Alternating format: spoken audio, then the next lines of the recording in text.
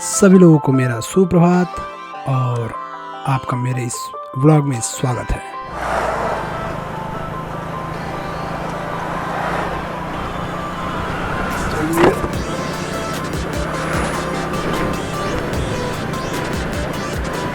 तो आज अब हम लोग निकल चुके हैं मुरगुड़ी के लिए। सुबह के 5 बज गए।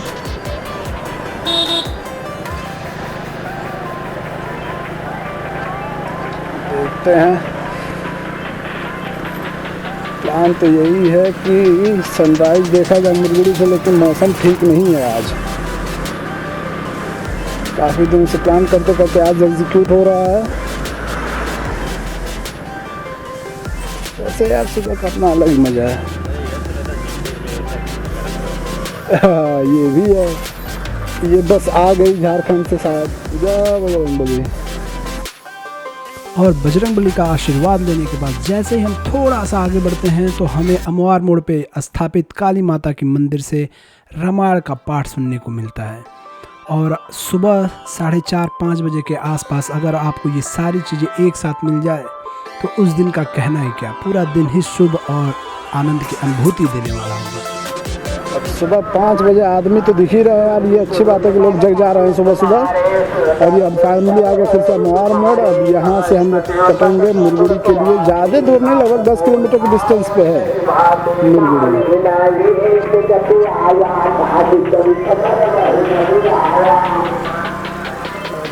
तो जैसा कि आपने भी अमवार मोड़ पे दोहे सुने रामायण के, तो काफ़ी अच्छा लगा। और फिर वहाँ से हमने थोड़ी सी अपनी बाइक की स्पीड बढ़ाई, क्योंकि हमें ये डर हो रहा था कहीं ऐसा ना हो कि हमारे पहुँचने से पहले ही सनराइज़ हो जाए। क्योंकि काफ़ी दिनों से हम प्लान कर रहे थे और वो एग्जीक्यूट नहीं हो पा रहा था। कभी कोई सोया रह जा रहा था तो कभी कोई नहीं जा पा रहा था। कोई ना कोई रीज़न होती है, डिले हो ही जा रहे थे। तो फाइनली आज वो दिन आ गया था। काफ़ी हम एक्साइटेड और खुश थे।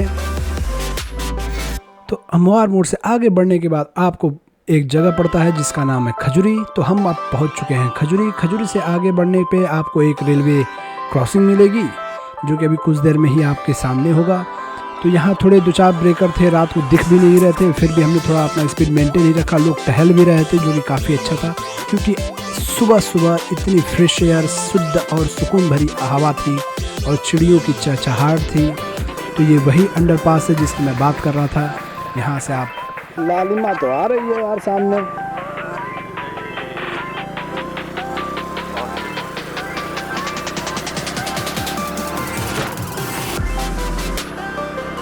अगर थोड़ा सा भी इधर उधर हुआ तो कनार चलो चलेंगे।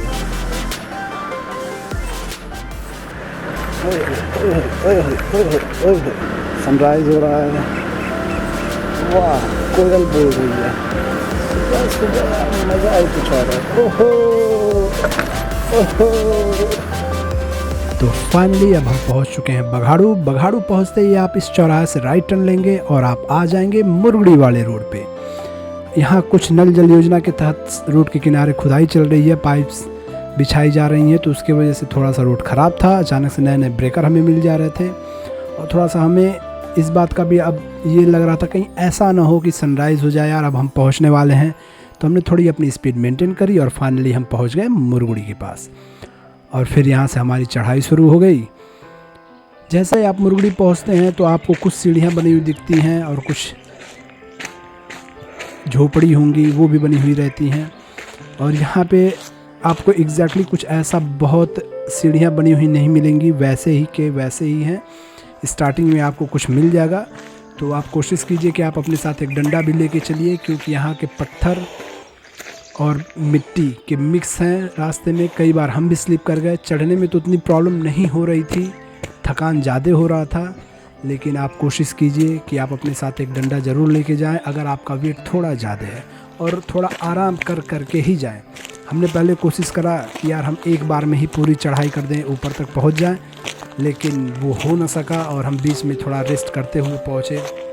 क्योंकि वहाँ पहुँचने के बाद थोड़ा सा हम इस बात का हमें रिलैक्सेशन हो गया कि यार नहीं, अभी सनराइज़ में टाइम है, हम ईज़िली ऊपर तक पहुँच जाएंगे। तो आप चिड़ियों की चहचहाहट भी सुन सकते हैं। काफ़ी शांत और सुकून वाली जगह थी, मतलब दिल खुश हो गया यहाँ पहुँच के।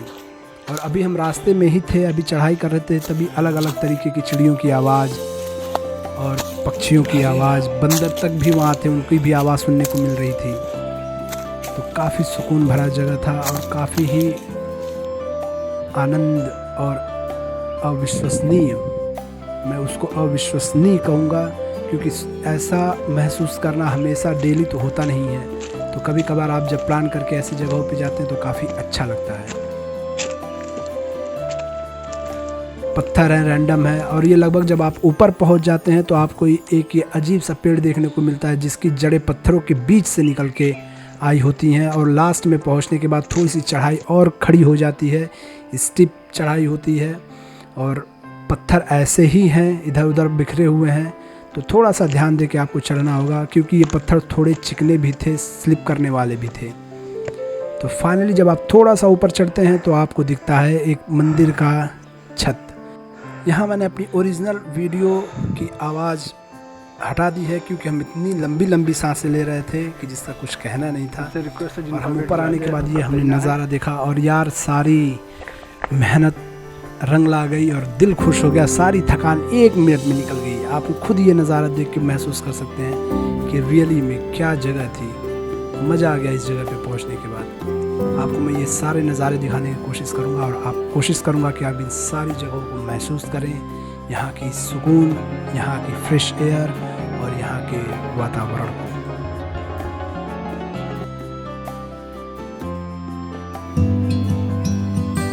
यहाँ पे एक ये मंदिर है, और आप ऊपर जैसे जैसे आएंगे आपको ये देखने के लिए भी मिलेगा।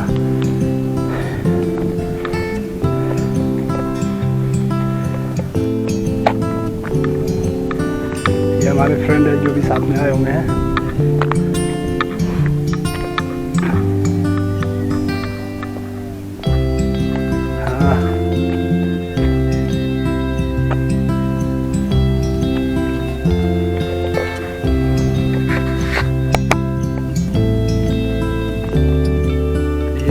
नज़ारा यहाँ का।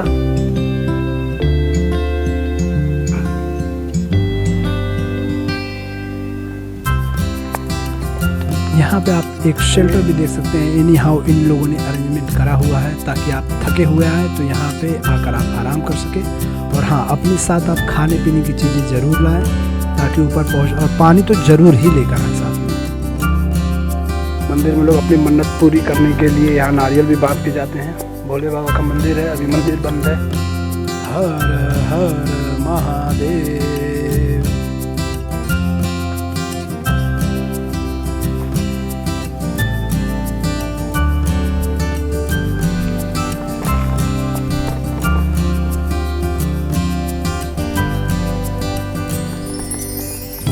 वो देखिए हमारे मित्र लोग साथ में आते, बैठे नहीं, ये खड़े हैं। दूर से ऐसा लग रहा है जैसे ये बैठे हुए हैं, लेकिन ऐसा नहीं है।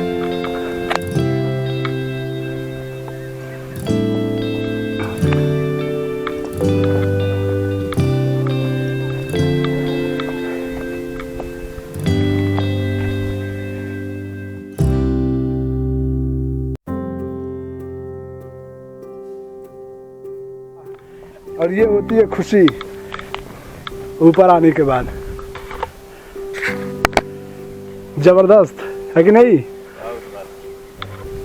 देखिए मजा आ जा रहा है। और यहाँ से हनुमान चालीसा भी सुनने को मिल रहा है, कहीं मंदिर पे चल रहा है तो उसका अलग ही मजा है। यार रुकेगा तो नहीं है। तो अब मैं आपको इस जगह से, इस पूरे एरिया का आपको 360 व्यू देने की कोशिश करता हूँ। आप इस व्यू को देखिए और आनंद की अनुभूति कीजिए। काफ़ी सुकून भरा और काफ़ी ही अच्छा लग रहा था। और कहीं पहाड़ी के नीचे किसी मंदिर पे हनुमान चालीसा चल रहा था, जो कि इस पूरे नज़ारे को और उस पूरे दृश्य को अति मनमोहक और अति सुंदर बना रहा था।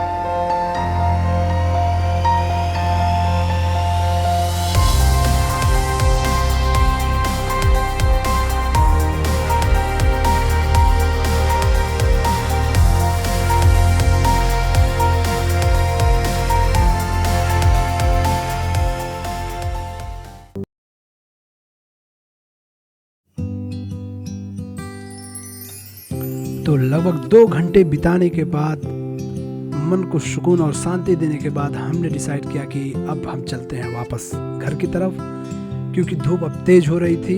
लगभग 8 बज चुके थे और पूरा एंजॉय करने के बाद, पूरा सुकून और दिल को तसल्ली देने के बाद हमने डिसाइड किया कि अब हमें चलना चाहिए। हाँ, एक चीज़ की कंप्लेन मुझे है इस जगह से, लोग आते हैं अपने खाने पीने की चीज़ें लेके आते हैं, लेकिन मैंने ये देखिए, आप हर जगह देख सकते हैं रैपर्स, प्लास्टिक, पॉलीथीन, ये सारी चीज़ें, बॉटल्स वगैरह भी फेंकी हुई थी। तो मैं आप लोगों से रिक्वेस्ट करूँगा कि आइए, घूमिए, प्रकृति की गोद में बैठिए, आनंद की अनुभूति कीजिए, लेकिन प्रकृति को गंदा करके मत जाइए।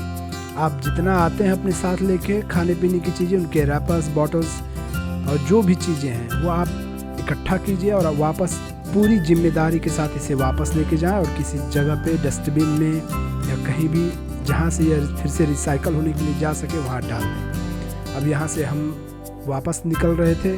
चढ़ाई में तो उतनी दिक्कत नहीं महसूस हुई जितना मुझे यहाँ से नीचे उतरने में डर लग रहा था, क्योंकि वेट ज़्यादा भी है थोड़ा सा और यहाँ पे ढलान ठीक ठाक था। तो कोशिश कीजिए कि उतरते टाइम आपके पास एक डंडा या सपोर्ट के लिए कोई चीज़ तो ज़रूर ही हो। तो एनी हाउ मैं इधर उधर से रास्ते ढूंढते हुए, पत्थरों का सहारा लेते हुए, क्योंकि मेरे पास डंडा तो था नहीं और मैंने सोचा भी नहीं था कि मुझे डंडे की ज़रूरत पड़ेगी।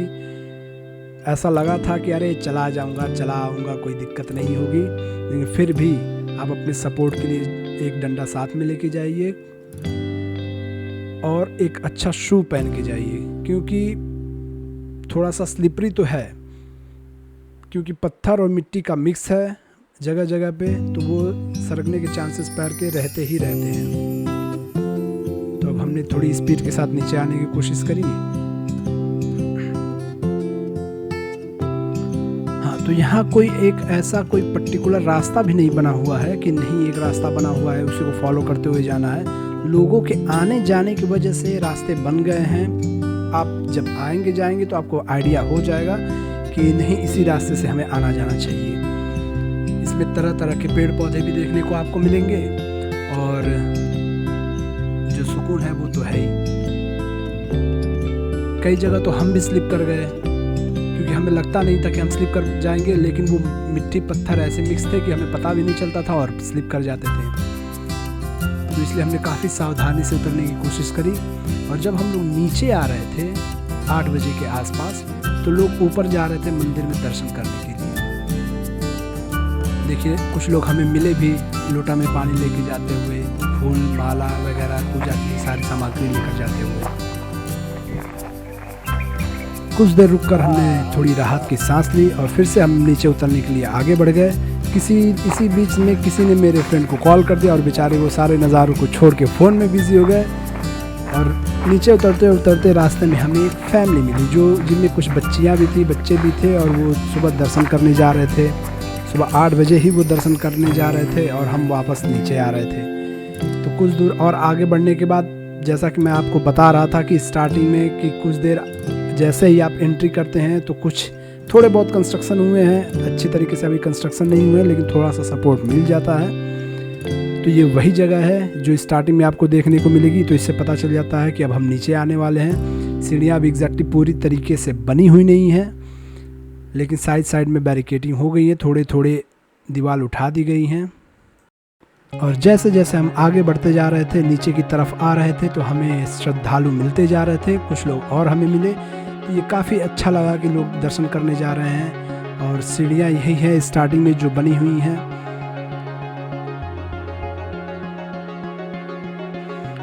और जैसे ही हम थोड़ी दूर और नीचे को आए तो हमने देखा कुछ बच्चे और उनके परिवार वाले मिलके महुआ के पेड़ के फूल को इकट्ठा कर रहे थे। वो अपना काम कर रहे थे और हमें भी थोड़ी थोड़ी थकान और भूख और प्यास सब कुछ महसूस होने लगा था। तो अब हम डिसाइड कर रहे थे कि भाई चलेंगे, कुछ खाएंगे पिएंगे और आराम करेंगे। तो आप जैसे ही नीचे आते हैं, थोड़ा सा आगे बढ़ेंगे तो आपको यहाँ पे हैंडपम्प भी देखने को मिलेगा। लोग यहीं से अपना हाथ पैर धुल के तब ऊपर चढ़ाई करते हैं, मंदिर के लिए जाते हैं। और ऊपर से आने के बाद भी अगर आप थके हुए हैं तो यहाँ एक ठहरने के लिए, रुकने के लिए एक झोपड़ी छोटी सी बनी हुई है, वहाँ रुक के आप आराम कर सकते हैं। और हाथ पर धुल के आप अपना जो कुछ भी साथ में लाए हुए हैं यहाँ बैठिए, खाइए पीजिए, रेस्ट कीजिए, उसके बाद वापस आप घर को जाइए। मेरी बाइक वहाँ खड़ी है। अब हम लोग अपनी बाइक की तरफ जा रहे थे बाइक लेके, और यहाँ से लगभग 1 किलोमीटर आप आगे बढ़ेंगे तो एक मार्केट मिल जाएगा।